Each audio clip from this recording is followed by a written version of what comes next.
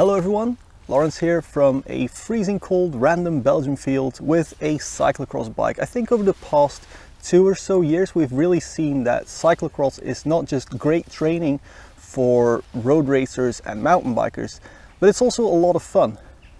Well, maybe fun is relative, but here it is. This is my cyclocross bike. I bought this one about 4 months ago. It's the Canyon Inflite AL 5.0 race, which is completely redundant naming because there's only one aluminium Canyon Inflite. It's this one.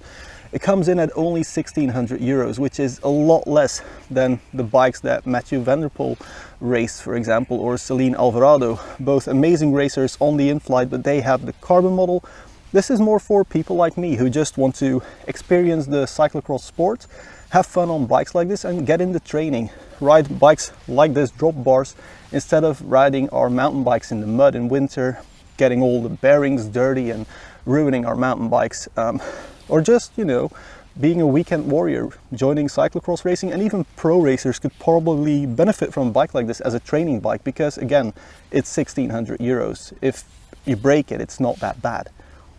Now let's start with the frame itself. I have a size large here. I'm 1.83 m and I actually think the fit is pretty good for me.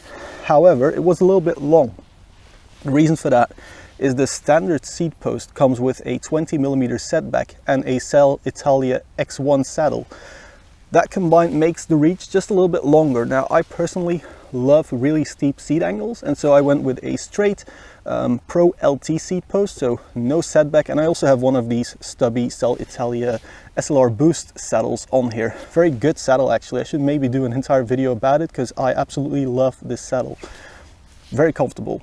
Anyway, getting this seat post puts my weight more forwards and it really helps me balance on this bike. I think the standard bike is perhaps a little bit too heavy on the rear. This allows me to run basically lower rear tire pressures, aiding with both traction, especially when climbing, and also, again, balancing the bike better, giving me a lot better cornering speed, simply by moving my butt forwards a little bit. Now you can see the handlebars are pretty high up, and on this size large frame, the head tube is pretty long actually.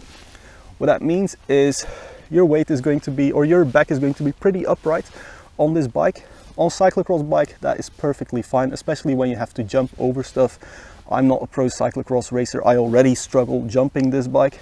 The cockpit on here, very good. Really like it. It's the V13 stem that basically every single Canyon road bike that isn't super high end comes with, along with the H17 handlebars. Very comfortable. They don't like vibrate really harshly. Just very comfortable bars, and the grip tape on here, or the handlebar tape, is a rubber tape, but very sticky, very grippy, and easy to keep clean. I mean, this bike has seen a lot of mud and it looks, other than some scratches, brand new. So very good here. Now I'm going to move on straight to the Groupset now. It comes with SRAM Apex Hydro, so full hydraulic braking, but we'll start with the shifting first. It's SRAM Apex, so 1x11. Plenty of range, and also I think the spacing is pretty good for cyclocross racing, where you're just accelerating really quickly and you're never really holding a certain speed over a long period of time. So cadence is almost irrelevant in cyclocross, at least to me. I mean, a lot of people are going to disagree with me in the comments, but that's fine. This is YouTube. So it's just a single lever shifter, so small click and you get a lower cadence. Big push, you get a higher cadence or an easier gear depending on how you look at it. I really like the Groupset. It's clutched, it works fine, no problems with it whatsoever. The brakes also really good. Now it's a 160mm rotor in the front and a 140, very cute little rotor in the rear. Works fine, plenty of stopping power, especially on cyclocross tires, because the UCI of course says 33mm maximum, and that's what we have. So these are Schwalbe X1s that come stock on this bike, and they're mounted on DT Swiss C1850 rims. Now some people might say, okay, the rims are a bit heavy, but again, this is a relatively cheap bike, and us cheap guys don't want to spend 2,000 euros on carbon rims that we then break each weekend. These are actually very sturdy, they're still perfectly straight, they're still not egg-shaped, which is great because I've cased a lot of stuff just getting my timing wrong when bunny hopping. So it's very reliable, these wheels. They also have these bladed spokes, which they just look good. They're slightly more aero, but they mostly look good. And they're often not used tubelessly, and Canyon doesn't even sell the bike with a tubeless setup, but it's tubeless ready. So you just take out your inner tube, drop some valves in, and you're ready to go tubeless.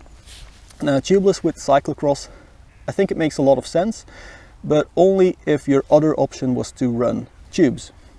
If you're running tubulars, I'd probably just stick with those, because the problem with going tubeless, if you run really low pressures, you can actually pop the tire off of the bead. I've had it twice with this one, both resulted in a crash. So now I'm running slightly higher pressures, which kind of negates the whole reason you would go tubeless. But as a benefit, you don't get those snake bites when you're hitting rocks too hard and you're hitting the rim itself instead of just the tire. So that's why I go tubeless on this bike, front and rear, but again, you're not really going to seal any holes. And because this bike is so lovely and simple, it's time to move back to the frame. Now, this is the race bike. It's a racing bike. It doesn't have any fender mount, so I don't have to talk about any of that, but it does come with bottle mounts, so one here or one here. Great if you're going on a training ride, for example, but that's about it. It's a very basic frame, but what I love about it is there are no visible welds from your point of view. So around the head tube, it's all been just nicely done, no welds visible. Same here where the top tube meets the C tube. Where you can see some welds are on the bottom bracket, but again, from your point of view over there, you can't see this. And it's just same thing with the seat stays. It's also very nicely done, and they're super thin seat stays. I almost don't understand how they do that out of aluminium, but they do, and it works. The bike is very fast, very responsive, and when you put the power down, it just shoots you out of corners.